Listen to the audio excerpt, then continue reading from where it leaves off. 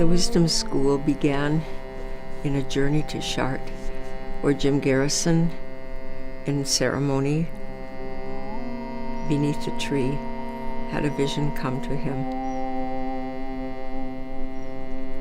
I was the person officiating there. From that time till now, I've been calling to the ancestors, longing to find the ceremony that would restore the Western world to its indigenosity grounded in today's time. I've prayed and prayed and prayed.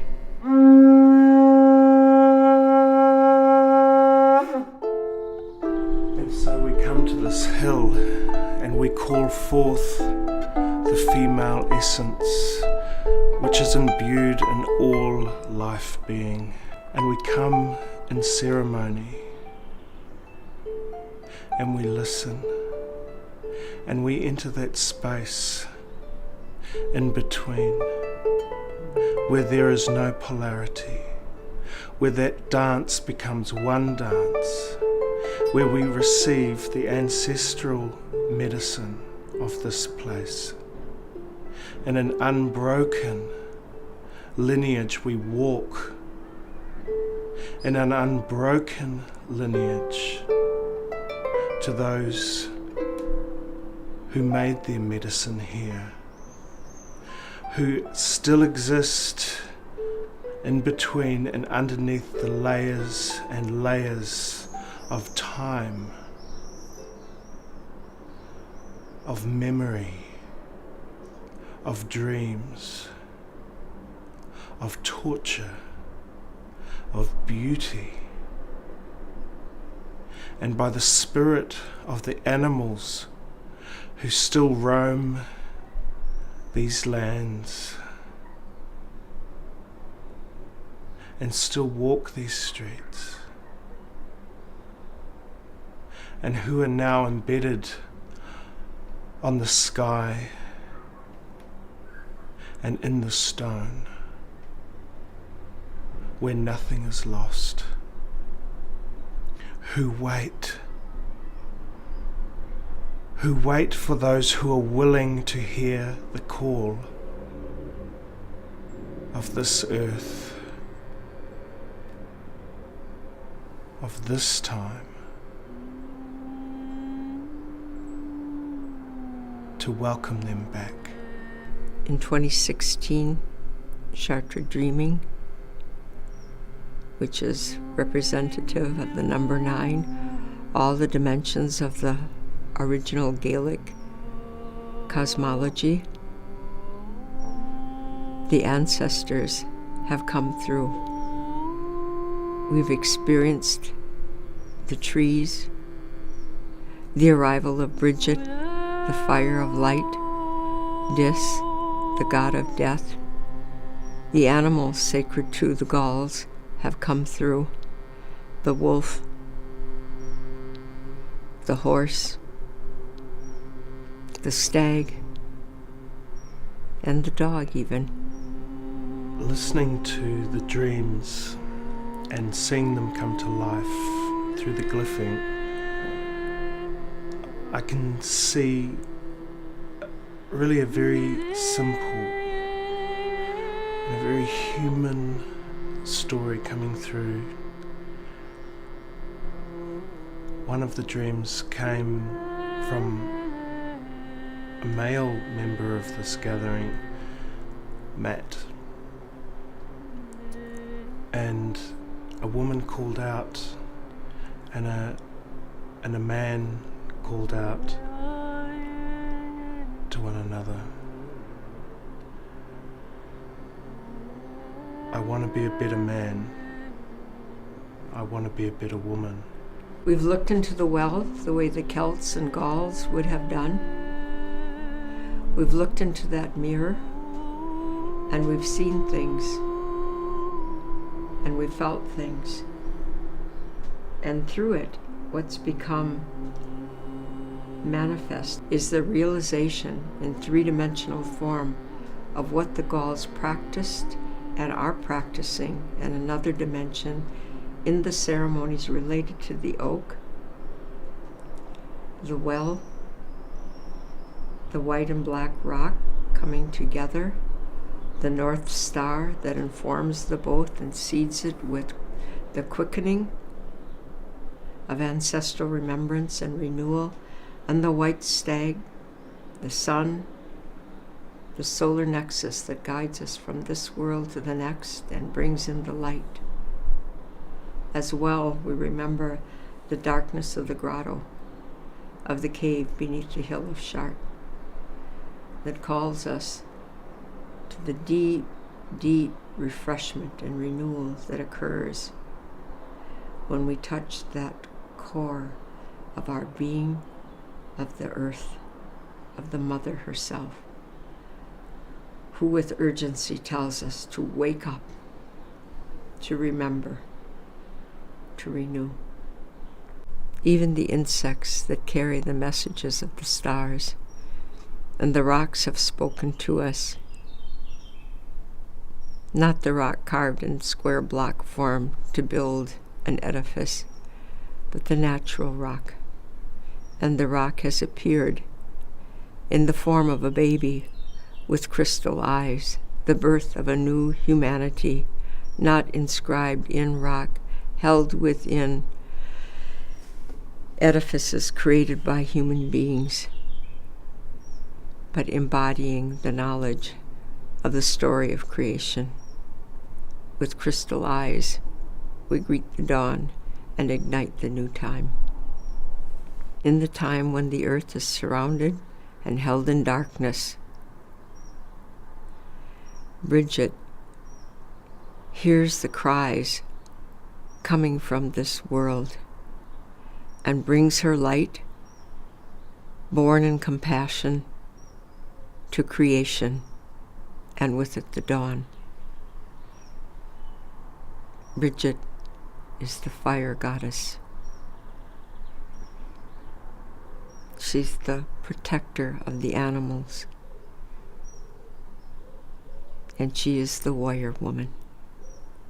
In the dreams reported, the message came in many ways, enough. It's as if the remembered warrior, the woman warrior, the man who remembers his creativity, the divine masculine, have arrived, and life itself, Mother Earth, has put her foot down and said, wake up, remember who you are, and we will renew. Sacred sites of the world are pulsating with energy and call us to them as the earth herself faces annihilation in all of her creations and life forms, including humanity. What is there that's unique about the Hill of Chartres? Why must we come here now? The ancient Gaul people possessed the understanding and developed the practices that they found embedded in this land of beginning a day with the moon, of embracing death, not as an end, but as the vehicle to the promise, the hope of renewal. Therefore, it is at this site that we come face to face, reflecting in the well of the annihilation of all life, of the fear and the suffering that exists on the earth, and with the voices of the ancestors coming through the transparencies of the dreams like the stained glass of the cathedral to help us in the understanding and the practices of revering death, not separating ourselves from it as the other, but understanding how to relate with it for the seeding of life. On the threshold we stand. In the dark, the night horses of the wild hunt come for us. Nostrils flared, ears back, mane flowing in the winds. We race forward, we race backward, knowing who we are, open to the mother, to the renewal, to life, to the children who call out to us. It's time. Many years ago, on the occurrence in my life of a cancer diagnosis, a dream came. I'm in the water, it's the dark of night. The water is inky blue. It doesn't feel cold. I'm suspended in it. It's sacred time. I look up from the water and I see a blue-white light blazing towards the earth, towards the waters where I await. With gigantic force, something hits the water, creating a circular wave that rises 10 to 15 stories high of pearly white foam and water. When the water's calm, a ripple moves in the center of what had been the circle of wave. Emerging from the water is a polar bear. The white bear of the north swims east, and I move with it towards the Seine, towards France. I understand, informed by Sami, Lappish prophecy, that the white bear returning to Europe means an awakening of the indigenous mind, of the earth's spirituality. In our dream work, a dreamer comes and reports the polar bear has come. Women atop 7 stories, enraged. Each of the stories complicit in the death of the world, each of the stories an accomplice to the creation. 3 women consult around a table what to do.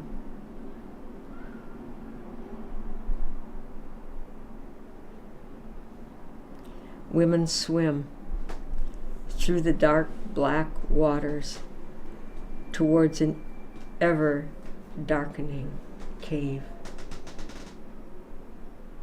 towards the center of the hill of Chartres. Spurred on with an inner knowing, they swim, one through waters so dark, so black, as to be swimming through mud itself. They come, we come. It's time. Children, abused, hurt, crying, call out to us in the well, looking down deep through the terror and the horror of history to the source. We meet the ceremony of the gall, of the druids, of the oak, of the fire, of the dusk of death, of life. Praying with them, we see evidence through the dream that we have connected. The fragrance of the rose, the gift of the walk of labyrinth of death and of life. The golden sun emerges in the dark. It is dawn. With a woven soft cloth, we are connected with the lion the radiant light and power, the sacred notes, the music now become the steeds that take us forward into the dawn. Through this work,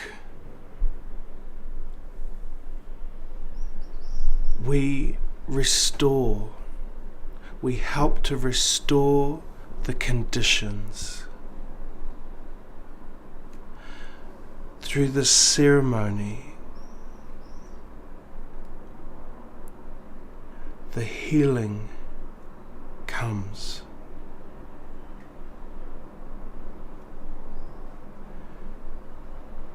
In the hope, in the call, in the faith that all that is indigenous to this place may return. And the winds and the breath of the voice sing, ah, when, ah, when, ah, when.